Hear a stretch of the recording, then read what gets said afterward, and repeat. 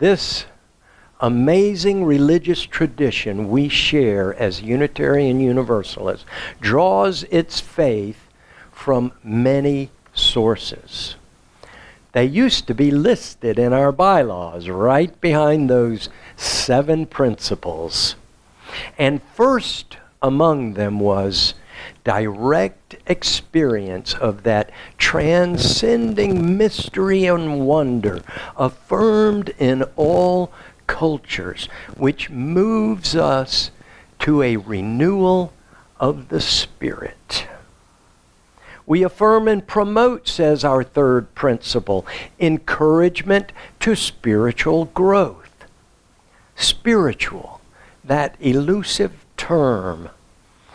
We live between 2 worlds, the spiritual and the carnal.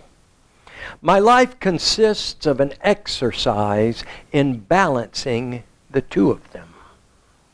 Thoreau said that he found in himself an instinct toward a higher spiritual life and another toward a primitive and savage one. And I reverence them both. I love the wild, he said, not less than the good. I believe that we map out our spiritual lives through the alembic of our everyday encounters with not only mystery and wonder, but suffering or ecstasy, beauty or ugliness. I follow the Zen approach to spirituality, chopping wood and carrying water. Jack Gibb said, to be spiritual is to be always in the process of discovering. So nothing is spiritual, and everything is spiritual. Spirituality is difficult to define because it is unique to every individual. It is born out of our personal struggles and triumphs each of us will face. It isn't manufactured, it is grown organically.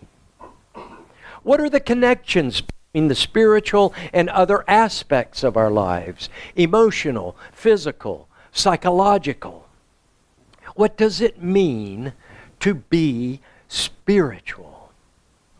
The term spiritual is often defined in contrast to the word religious. Many of us consider ourselves to be spiritual but not religious. I have often said that of myself. The popular 20th century theologian Paul Tillich called religion our attempt to overcome anxiety and restlessness and despair.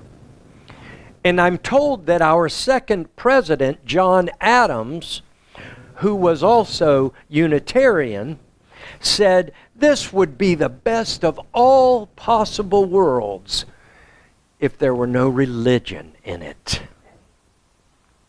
Life is filled with mystery and illusion. I heard an interview on NPR with the magician Alex Stone, who has written a book called Fooling Houdini. He talked about the way in which a person's concentration can be used against them in the art of magic. And he made this powerful and, I think, spiritual observation. There is no conscious perception without attention. There is no conscious perception without attention. What this says to me is that we don't just know anything. Never do we simply see or hear or taste or feel without involvement and often interference from our mental, psychological, and emotional backgrounds. We imagine we are witnessing the facts of life through faculties of sight and sound and taste. Meanwhile, the illusionist has picked your pocket and stolen the watch right off your arm. You have been led astray. We had a taste of that this morning with our selective attention test. I was happy to hear of its success. I saw this. I wonder how many of you never saw the man in the gorilla suit. A lot of people did not. The author of the test says that 50% of those who watch the video do not. I saw it in a room with several thousand people. I can tell you that the percentage was significantly higher than that. And I was at a spiritual conference. Seemingly, a handful of people saw the ape suit on the first go-round out of thousands. We concentrate so hard on the illusion, we don't see the monkey in the room. And I'll leave it to you to define the monkey. Fellini said, if we look for God, we find God where we want. The implication is not that God exists and is readily findable, but that we find the truth we want to find. If you want spirituality in life, it's easy to discover. Everything embraces mystery. 1 trillion planets in our galaxy. Billions of galaxies. If humans are not alone here, that is profound. If we are alone in the universe, that is more profound. William Blake, to see the world in a grain of sand, heaven in a wildflower, to hold infinity in the palm of our hand, and eternity in an hour. You know, that used to be a metaphor. Now, it's the new physics. The question becomes not whether life is spiritual, but how you choose to live it. Jeff Probst, creator of reality TV with his Survivor show, once said, "The adventure you are ready for is the one you get." Reverend Burton Carley told the story of a missionary tramping across the desert when he saw a lion. He ran, but soon, of course, the lion caught up with him. The missionary fell to his knees and prayed, "Oh God, please fill this lion with Christian spirit." Suddenly, the lion stopped, sat down, and pressed its paws together in prayer. The missionary was overjoyed until he heard the lion say, "Lord, bless this food that I am about to receive."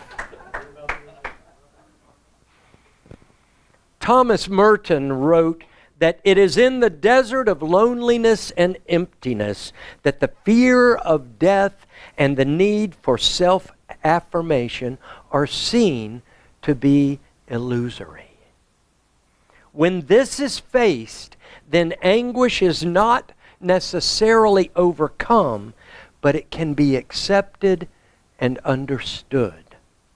Thus, in the heart of anguish are found the gifts of peace and understanding. 19th century English poet Francis Thompson referred to God as the hound of heaven.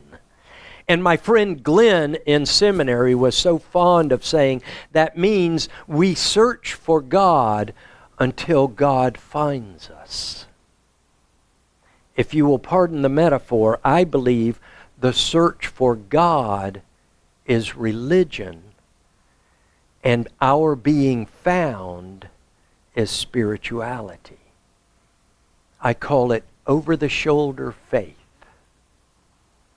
Christian mystic Meister Eckhart had another way of putting it. He said, "The eye with which I see God is the very same eye with which God sees me. In an article called Growing into Spirituality, Jack Gibb offers several points to consider. He says to be spiritual is first to be on a passionate journey, to see life as a mission to discover my highest self. Second, to be always in the process of discovering new feelings, new ideas, new visions, new ways of being. And finally, to see beyond the limitations of the present. We can do without religion in our lives, and we can live perfectly satisfying lives with never a mention of the word spirituality. But we cannot live without faith. We cannot live without risk. We cannot live without mystery and wonder. I think about the words of Friedrich Nietzsche. When you look long into an abyss, the abyss looks into you. Amen.